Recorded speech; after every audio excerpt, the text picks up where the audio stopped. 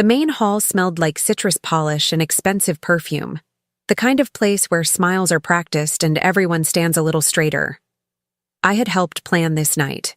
I had coordinated the guest list, confirmed the sponsors, even approved the menu after midnight the week before. It was our anniversary. 11 years. Colin stood beside me, one hand in his pocket, the other holding a drink he hadn't touched. He looked relaxed, confident, like a man who believed the room belonged to him. When people stopped to congratulate him on the promotion, he smiled easily and said the same rehearsed line about hard work paying off. No mention of me. Not once. I tried to ignore it. I told myself this night was about his career, not us, that I could let it go for a few hours. But then Rachel arrived. She walked in like she knew exactly where she belonged. Navy dress, simple heels, hair pulled back just enough to look effortless. My best friend. 14 years of shared birthdays, pregnancies, late-night calls, and secrets. She hugged me quickly, tighter than usual, and didn't meet my eyes for more than a second. That's when my stomach dropped. Throughout the night, I started noticing things I couldn't unsee. The way Colin angled his body toward her when she spoke. How they laughed a beat too late, like they were finishing a private joke. How his phone lit up on the table and he flipped it face down without looking. Something he never used to do. I leaned in and asked him quietly, "Are you okay?" He exhaled through his nose like I'd annoyed him. "I'm fine. Can we not do this tonight?" "Do what?" I asked. "Be this," he said, gesturing vaguely at me. I swallowed. "It's our anniversary." He didn't even look at me. Exactly. When the speeches started, everyone took their seats. Colin was called up to the stage.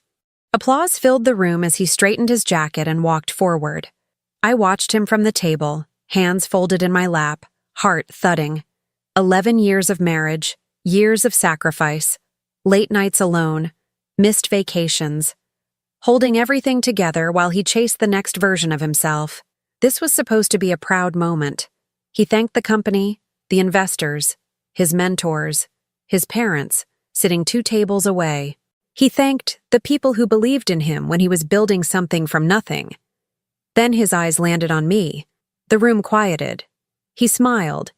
But it wasn't the smile I knew. It was tight, polished, calculated.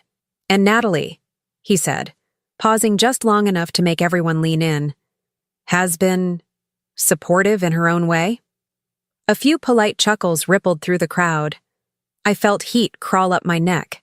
"But," he continued, shifting his weight, "sometimes support looks like knowing when you're not exactly wife material anymore."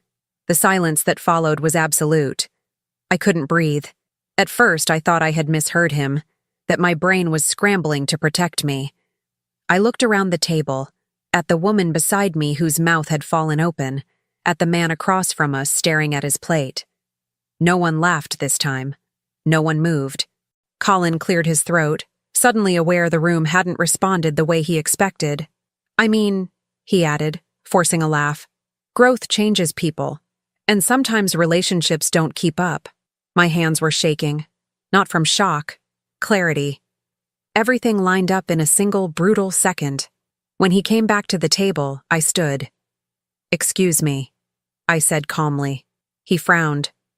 "Sit down. You're making a scene." I leaned in close enough that only he could hear me. "You already did." Rachel was standing just behind him. I hadn't noticed her approach. She looked pale. Guilty. Caught. Colin turned to her instead of me. "Rachel, can I talk to you for a minute? Privately." The word hit harder than his speech. I looked at her. "Are you serious right now?" She opened her mouth, then closed it. Her eyes flicked to Colin, then away. That was all the confirmation I needed. I stepped back, raising my voice just enough for the people closest to hear. "You don't need privacy. You've both already said enough." Colin's face hardened. "Natalie, don't do this." I smiled. It surprised even me. "You're right," I said. "I won't." I reached for my purse, pulled out my phone, and placed it gently on the table between us. "But just so you know," I continued, Everything you just said? Every message you sent? Every business meeting you stayed late for? I've already backed it up. His eyes widened. Rachel took a step back. I won't stay for dessert, I said, picking up my coat. I won't stay for the rumors either. Enjoy the night. I walked away as whispers erupted behind me. I didn't run. I didn't cry. I didn't look back. Outside, the air was cool and sharp. I stood on the steps of the venue, the city lights blurring in front of me as my hands finally steadied. 11 years ended in one sentence. But as I walked to my car, one thought burned clearer than the rest. If he thought tonight was my humiliation, he had no idea what was coming next. Colin and I didn't start like that. We met when neither of us had much.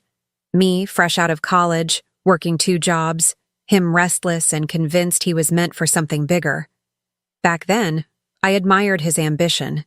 I believed in it. I paid off my student loans early, saved methodically, and when his first business idea collapsed, I covered the rent without making him feel small. That was always my role: steady, quiet, reliable. When we got married, we promised to build together. And for a long time, we did.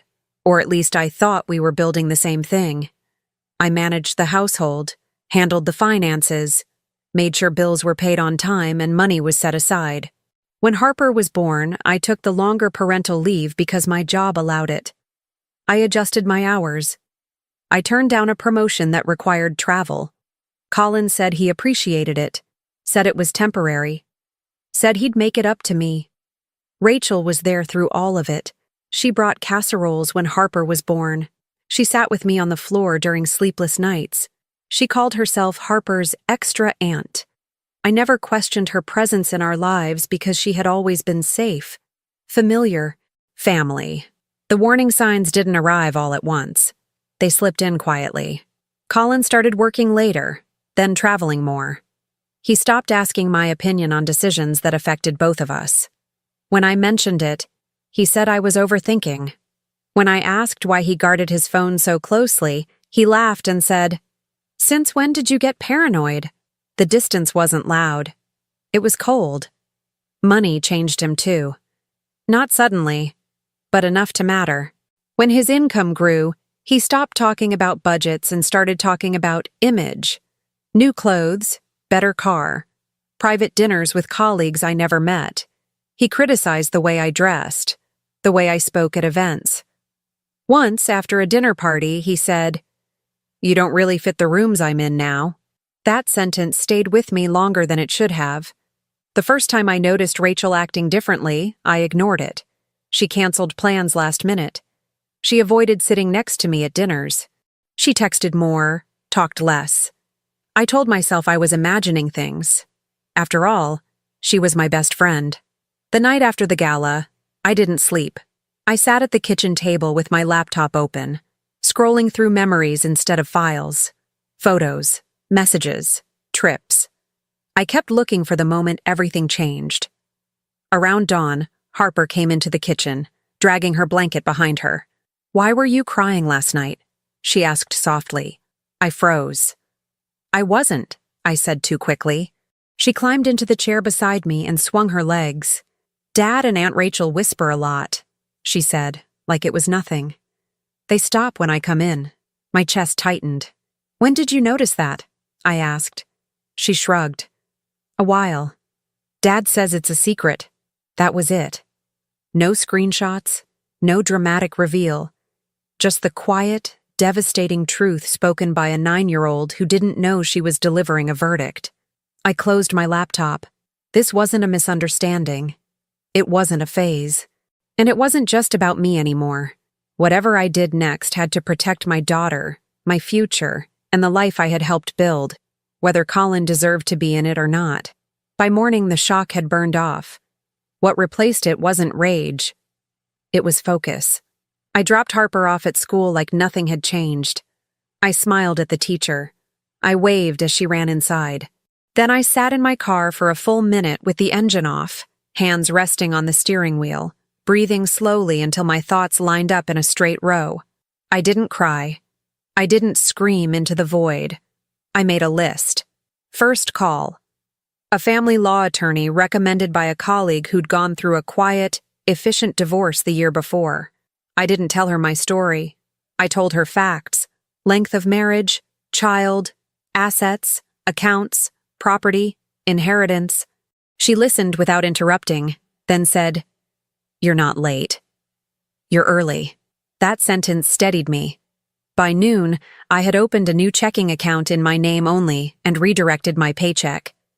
I froze the joint savings account, not emptied it, just paused access. Enough to stop impulsive withdrawals. Enough to get his attention without looking reckless. The inheritance account my grandmother left me had always been separate. Colin liked to pretend it didn't exist unless he needed reassurance during lean years. I updated passwords, all of them: banking, email, cloud storage, anything tied to my identity. I didn't dramatize it. I treated it like securing a system after a breach. That afternoon, I gathered documents, tax returns, property records, insurance policies, and scanned them into a folder labeled neutrally. No emotion in the title, just preparation. When Colin finally noticed something was wrong, it was because his card declined at a coffee shop. He called twice. I let it ring. The third time I answered. "What did you do?" he demanded. "I made sure nothing disappears," I said evenly. "You can't just freeze accounts," he snapped. "That's not how this works." "It is when both names are on them," I replied. "You taught me that." He went quiet. Then, softer. "We need to talk." "I agree," I said. "But not today." I went home early and packed. Not everything, just essentials. Clothes, Harper's school things, the photo albums I couldn't replace. I left the rest untouched. Let the house look exactly the same. Let it feel like a paused life. Rachel texted me once, "Can we please talk?" "This isn't what you think." I didn't respond. Instead, I scheduled a meeting with a realtor recommended by a friend. I didn't tell her I was divorcing. I asked about market timing, options, quiet listings. She nodded like she'd heard this story before. That evening, Colin came home earlier than usual. He stood in the doorway of the bedroom watching me fold clothes with careful precision. "You're overreacting," he said. I didn't look up. "I'm reacting accurately," he scoffed. "So you're just leaving?" "I'm reorganizing," I said. "You're the one who stepped out." "That's not fair," he snapped. I finally met his eyes. "Neither was your speech." He tried a different approach then. Concerned, wounded. "Think about Harper." "I am," I said. "That's why I'm doing this correctly." His phone buzzed. He glanced at it, then turned the screen down. Old habit. Same tell. I closed the suitcase. By the time I carried it to the car, my hands weren't shaking anymore. I strapped Harper into the back seat, told her we were having a sleepover at a friend's place. She smiled. Trusted me. As I pulled away from the house, my phone lit up again. Colin. Then Rachel. I didn't answer. Because by the time they realized what was happening, I was already 3 steps ahead, and I wasn't coming back to explain myself. The consequences didn't arrive all at once. They spread outward, quiet at first, then impossible to ignore. Colin showed up at my office the next morning. I saw him through the glass wall of the conference room, pacing with his phone pressed to his ear, jaw tight, voice raised just enough to carry. He looked out of place there, smaller. The security desk called my extension and asked if I was expecting a guest. "No," I said. "Please tell him I'm unavailable." 5 minutes later, my attorney forwarded me an email he'd sent her. Urgent, indignant, confused. He didn't understand how things had escalated so fast. He wanted a meeting to clear the air. She replied before I could. "All communication will go through counsel." That's when the panic started to show. Rachel's world cracked next. It wasn't dramatic. It was social. Subtle. Invitations stopped coming. Group chats went silent. The parents at Harper's school who used to greet her warmly now smiled politely and moved on. Trust erodes quietly, but once it's gone, it doesn't come back. She called me twice, left a voicemail once. Her voice shook as she said my name, like she still had a claim to it. I deleted it without listening to the end. Colin's family reached out cautiously. His mother texted to ask if everything was okay. His sister sent a message that said, "I'm here if you need me." No accusations, no defenses. They'd heard something. Just not everything. By midweek, his financial reality had shifted. His credit card limits were reduced. A scheduled transfer didn't go through. He discovered that the account he'd been using for emergencies had never actually been shared. He called again. "You're trying to ruin me," he said, voice strained. "I'm trying to protect myself," I replied. "Those aren't the same thing. You can't just shut me out," he snapped. "I didn't," I said. "You did. Months ago." At work, the story had started to circulate. Not the details, just the shape of it. A man whose marriage had ended abruptly. A wife who'd left quietly. A best friend who no longer showed her face. People filled in the gaps themselves. They always do. Colin tried to control it. He told colleagues we were taking space. That it was mutual. That I was overwhelmed. It didn't land the way he expected, because I wasn't scrambling to correct him. I stayed silent. And silence, it turns out, is louder than any explanation. On Friday afternoon, my attorney called to tell me Colin had requested an emergency meeting. "He's concerned about access," she said neutrally. "Access to what?" I asked. "Everything," she replied. "You, the house, Harper." I closed my eyes. "What did you tell him?" "That access isn't guaranteed," she said. "Especially not when trust is broken." That night, I took Harper out for pizza. We sat at a small table by the window, watching people pass by. She talked about school, about a book she was reading, about a science project she wanted help with. She didn't ask about her father. When we got back to my friend's place, my phone buzzed again. This time, it wasn't a call. It was a message. "Please, just talk to me." I didn't think it would go this far. I stared at the screen for a long moment. Then I turned the phone face down and tucked Harper into bed. Because the farthest-reaching consequence hadn't hit him yet. But he could feel it coming. The invitation came through his attorney. A family dinner, neutral location, neutral purpose. His parents, his sister and her husband. A restaurant downtown that prided itself on privacy and discretion. Colin wanted to show reason. Cooperation. The image of a man trying to do the right thing. I agreed to attend on one condition. My attorney would be present nearby, not at the table, not introduced, just close enough. When I arrived, everyone was already seated. Colin stood when he saw me. He looked thinner, tired, like someone who hadn't slept much and wanted credit for it. His mother reached for my hand, squeezing it gently. "Natalie," she said. "Thank you for coming." I nodded and sat down, calm, composed. I hadn't dressed for revenge. I dressed like a woman who knew exactly where she stood. The first 10 minutes were painfully polite. Talk of food, weather, Harper's school. Colin avoided my eyes, then kept stealing glances like he was waiting for me to rescue him from the moment. Finally, his father cleared his throat. "We're here because this situation has gotten serious," he said carefully. "And we'd like to understand what's happening." Colin jumped in too quickly. "Things got misunderstood," he said. Natalie took some space and it escalated. I didn't interrupt him. "I never meant to hurt anyone," he continued, voice practiced. "I made mistakes, sure, but nothing that couldn't be talked through." His mother looked at me expectantly. "Is that how you see it?" I set my napkin down and folded my hands. "No," I said. "That's not accurate." Colin stiffened. "This didn't escalate," I continued evenly. "It concluded. What you're seeing now is the aftermath." His sister frowned. "Colin says there was no affair." I turned to her. "He would say that." Colin leaned forward. "Natalie?" I raised my hand. Not sharply. Just enough. "I'm going to speak," I said, "and then I'll be finished." The table went still. "I didn't leave because of a misunderstanding," I said. "I left because my husband publicly humiliated me, privately deceived me, and involved someone I trusted in both." His mother inhaled sharply. Colin shook his head. I'm not debating this," I said.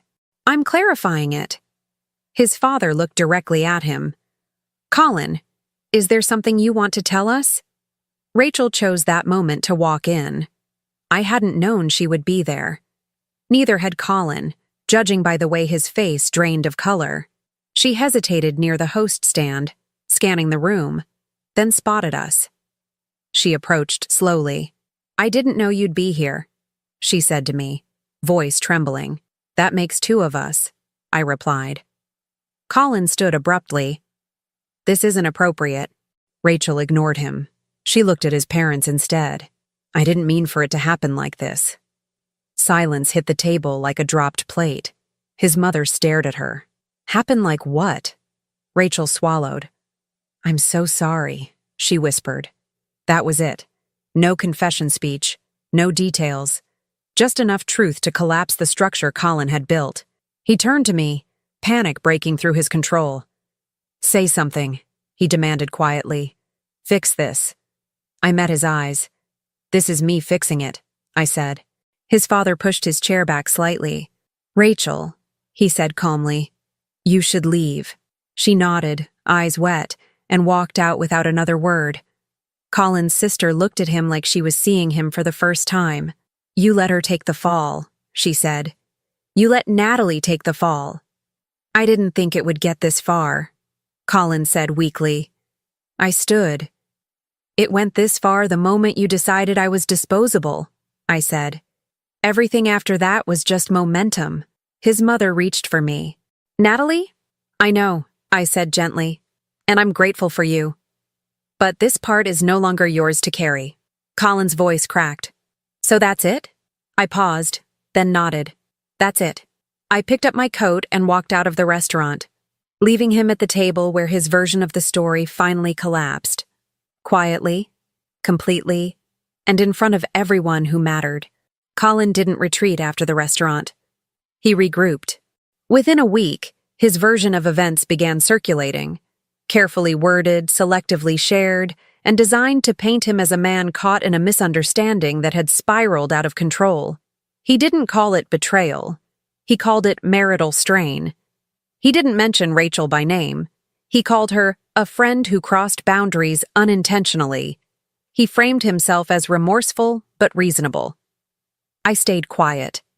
That silence irritated him more than confrontation ever had. It left space he rushed to fill. He posted first. A long message on LinkedIn, of all places, talking about personal challenges, accountability, and growth through adversity. Comments flooded in, supportive, sympathetic, congratulatory. People praised his maturity, his courage. Then came the interview.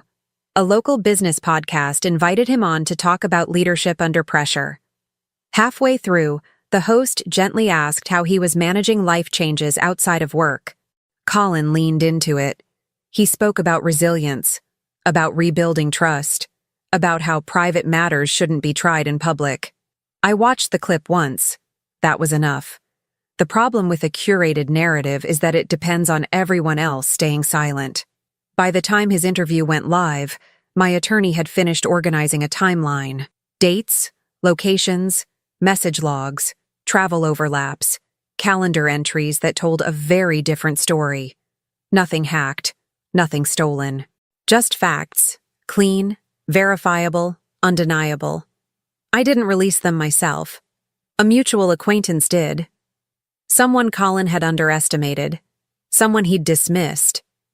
A woman who had once asked me quietly if everything was okay and believed me when I said no.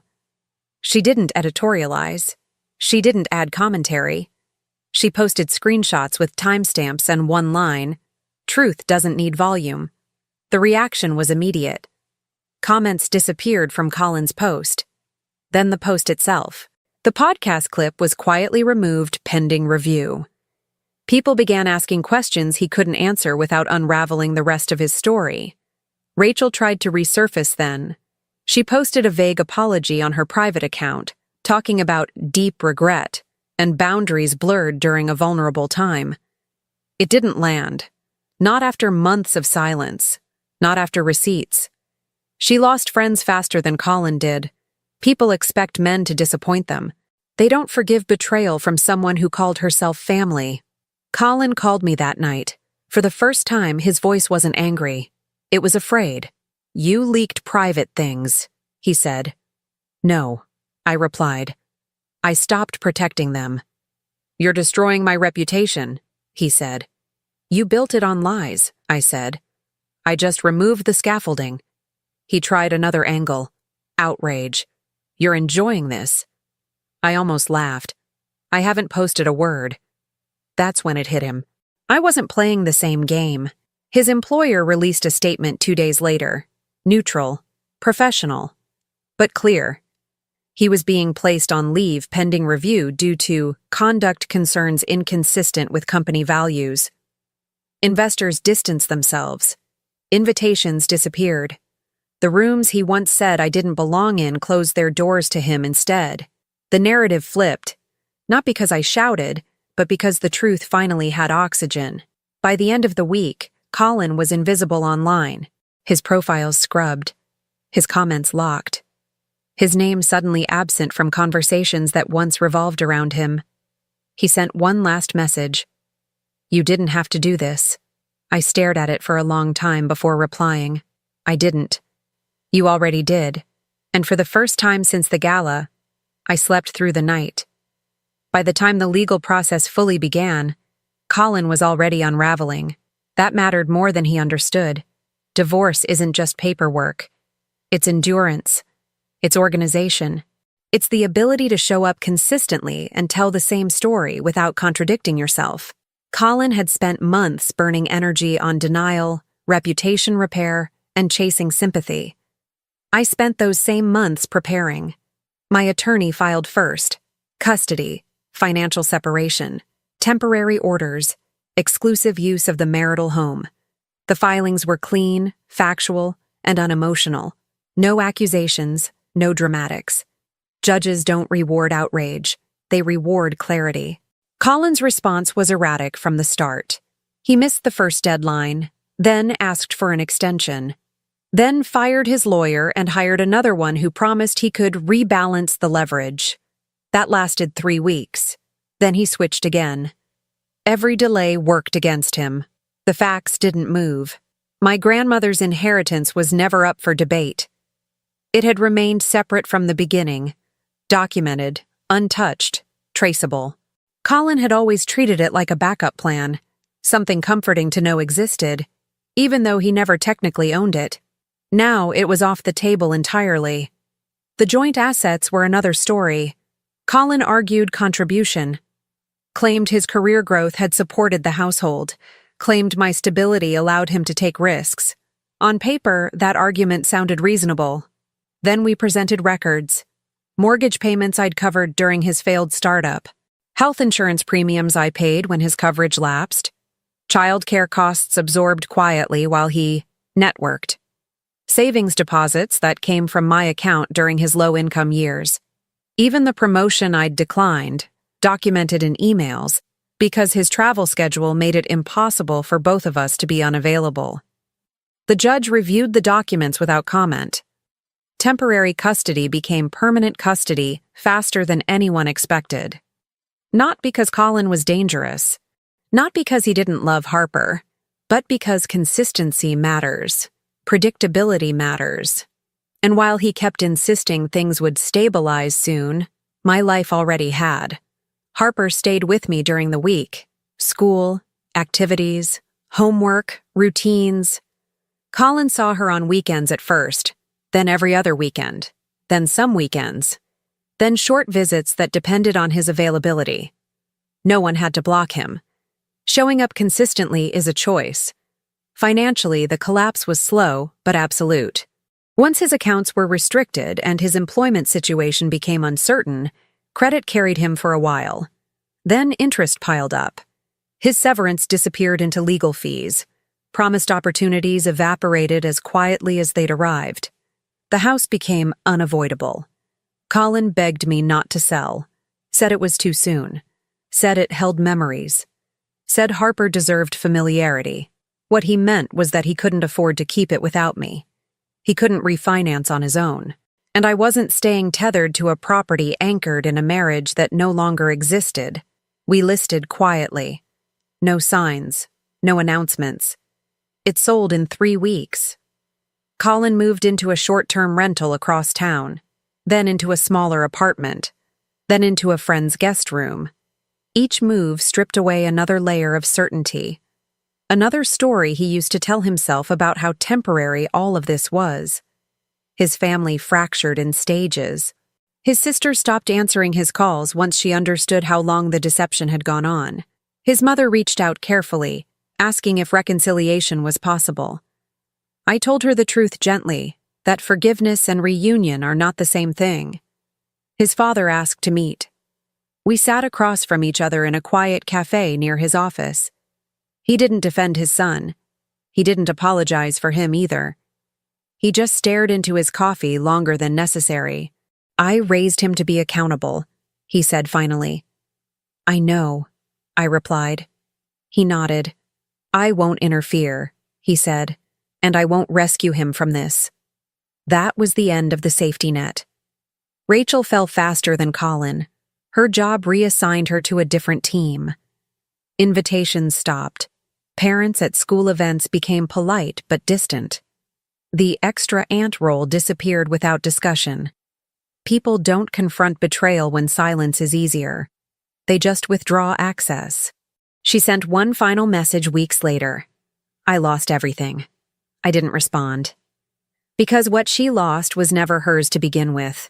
The final settlement arrived just under 8 months after the gala. Custody finalized. Assets divided. No prolonged courtroom battles. No shouting matches. Just signatures that dismantled a marriage with surgical precision. When it was over, my attorney closed the folder and looked at me. You stayed disciplined, she said. That's why this ended cleanly. I walked out of the building into bright afternoon light and breathed like someone who had been holding their lungs tight for years without realizing it. Colin stood across the street. He didn't approach me. He didn't plead. He didn't argue. He just watched. By then, revenge wasn't the word for what had happened. This wasn't punishment. It was consequence. And it was complete. The last time I saw Colin wasn't dramatic. There were no raised voices, no witnesses gathering, no perfectly timed entrances. It happened in the most ordinary way possible, which somehow made it worse for him. I was leaving my attorney's office just after 4 in the afternoon. The settlement had been finalized an hour earlier. Every signature was dry. Every clause was sealed. The marriage had officially been reduced to paperwork and precedent. I stepped outside, the heat pressing down, my phone already in my hand, when I heard my name spoken carefully, like he was afraid it might shatter if he said it too loudly. Natalie. I stopped, but I didn't turn right away. He was standing across the sidewalk near a parking meter, hands buried deep in his jacket pockets. The jacket looked expensive, but it didn't sit right on him anymore. Nothing did. His shoulders curved inward now, like gravity had finally decided to claim him. I thought you might be here, he said when I turned around. You shouldn't have, I replied. I know, he said quickly. I need to talk to you. Just once. I looked at my watch. Not because I was busy, because I wanted him to understand this was measured. One conversation, I said. That's all. He nodded too fast. Thank you. We sat on a bench near the building, leaving space between us that neither of us tried to cross. Cars passed. People walked by. Life kept moving like nothing significant was happening, which felt accurate. He spoke first. I didn't think it would end like this. I exhaled slowly. That's because you didn't think it would end. He flinched. I knew we were having problems. No, I said calmly. You knew I was adjusting. You knew I was accommodating. You mistook that for permission. He rubbed his hands together, eyes fixed on the concrete. I made mistakes. You made decisions. I said. Mistakes don't have patterns. He swallowed hard. I never meant to humiliate you. And yet, I said. Silence stretched between us. He filled it the way he always had when things got uncomfortable. I lost everything, he said finally. My job, my reputation, my place in the company. People don't return my calls anymore. I waited. My parents barely speak to me, he continued. Rachel cut me off completely. That's not my responsibility, I said evenly. I know, he said quickly. I'm not blaming you. He stopped, frustrated. I didn't think you'd take it this far. I turned fully toward him then. You think this was escalation? He hesitated, unsure. This was me stopping, I said. You're just used to me absorbing impact so you don't have to. His jaw tightened. I loved you. I know, I said. Just not enough to respect me. He winced. That's not fair. It's accurate, I replied. He leaned forward, elbows on his knees. I miss Harper. You see her when you show up, I said. That hasn't changed. She doesn't look at me the same, he admitted. That's because children recognize shifts in truth before adults do, I said. She felt the dishonesty before she understood it. He nodded slowly. Do you hate me? The question landed heavier than I expected. Not because it hurt, but because it revealed how little he understood what came after anger. No, I said after a moment. I don't. His eyes lifted, hopeful. Then what do you feel? I considered the answer carefully. This wasn't about sparing him. It was about being honest with myself. I feel done, I said. His face fell. After 11 years? That's it? Yes, I replied. That's what closure actually looks like. He shook his head, disbelief cracking through his composure. I don't understand how you can be so calm. Because I already survived the worst part, I said. Everything after that is just administration. He let out a shaky breath. If I could go back? You can't, I said gently. If I could explain... You already did, I said. I listened. That's how I know it doesn't change anything. If I could just have another chance... I stood. That was the moment. The exact second when I realized nothing new was coming from him. Just repetition. Just regret, without transformation. He stood too, panic leaking into his voice. Natalie, please. I know I don't deserve it, but I can be better. I am better. I've been working on myself. Growth isn't a bargaining chip, I said. And improvement doesn't erase harm. He stepped closer, then stopped himself. I don't know who I am without you. That's not a compliment, I replied quietly. That's a confession. His eyes filled. I didn't mean to make you feel small. I know, I said. You just benefited from it. I took a breath, steady and deliberate. I spent years shrinking my needs so you could feel expansive. I managed stability so you could chase admiration. I protected your image even when it cost me my voice. He shook his head, overwhelmed. I didn't see it that way. That's because you never had to, I said. He reached for my arm, then stopped, his hand hovering uselessly in the air. So this is it. This was it months ago, I said. Today is just the final punctuation. He searched my face, waiting for something softer. Forgiveness dressed up as access. Compassion mistaken for re-entry. I didn't give it to him. Before I turned away, I said the only thing that still mattered. For the rest of your life, I said, you're going to remember the moment you decided I wasn't wife material. And eventually, you'll understand that was the moment you stopped being husband material. His breath hitched. I walked away without looking back. And I didn't feel powerful. I didn't feel victorious. I felt unburdened. Which I finally understood was the point all along. A year passed without ceremony. No dramatic milestones. No public reinvention. Just quiet, steady rebuilding, the kind no one applauds because it doesn't ask for permission or approval. I moved into a smaller house on the north side of the city. Sunlit kitchen. A backyard just big enough for Harper to run barefoot without worrying about fences or neighbors watching too closely. The first night we slept there, she asked if this was ours for real. Yes, I told her. This one is ours. That mattered. My mornings changed first. I stopped waking up braced, already negotiating tension before my feet hit the floor. I drank coffee without rushing. I worked out because it made me feel strong, not because I was trying to keep up with someone else's expectations. I wore clothes that felt like mine again, comfortable, intentional, unremarkable in the best way. At work, something unexpected happened. I spoke more, not louder, clearer. I stopped cushioning my ideas, stopped anticipating objections before anyone voiced them. The promotion I'd declined years earlier resurfaced in a different form. This time, I accepted without asking how it would affect anyone else's comfort. Harper noticed the change before I did. "You smile with your eyes now," she said one night while we were brushing our teeth. I laughed. "Did I not before?" She shrugged. "Not like this." Colin faded gradually.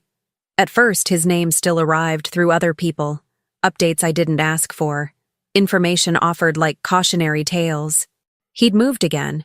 He was consulting now. He was figuring things out. I nodded politely when it came up and changed the subject. Eventually, even that stopped. I saw him once from across a grocery store aisle. He looked past me without recognition, then did a double take.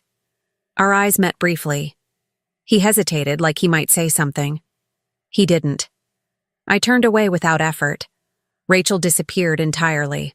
No apologies, no explanations, just absence. And I realized something important. Closure doesn't require conversation.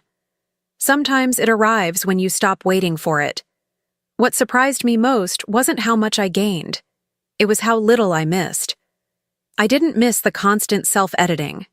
I didn't miss being evaluated instead of loved. I didn't miss carrying someone else's ambition like unpaid labor. Freedom wasn't loud. It didn't feel like triumph. It felt like alignment. Harper grew steadier too. She stopped asking careful questions, stopped checking my face before saying what she felt. Our home became a place where emotions didn't have to be managed, just acknowledged. One night, while we were doing homework at the kitchen table, she looked up and asked, "Do you ever feel sad about Dad?" I thought about it honestly before answering. "I feel sad that he made choices that hurt people," I said. "But I don't feel sad about our life now." She nodded, satisfied. That was enough. I didn't rebuild myself to prove anything. I didn't glow up for validation or craft a narrative of resilience for an audience. I rebuilt because the old version of my life required me to disappear to function, and I was done disappearing. The irony didn't escape me. The moment Colin decided I wasn't wife material was the moment I stopped auditioning for a role I'd already mastered. I didn't fail at being his wife. I succeeded at being myself. Betrayal didn't break me. It clarified me. It showed me exactly where I had been shrinking, compromising, postponing my own authority. And once I saw that clearly, there was no going back. People like to say, betrayal changes you. That's not quite true. It reveals what you were capable of all along, once you stop protecting the person who never protected you. And that, I learned, is where real freedom begins. Thank you for tuning into the Velvet Revenge channel. Please hit that like button and don't forget to subscribe.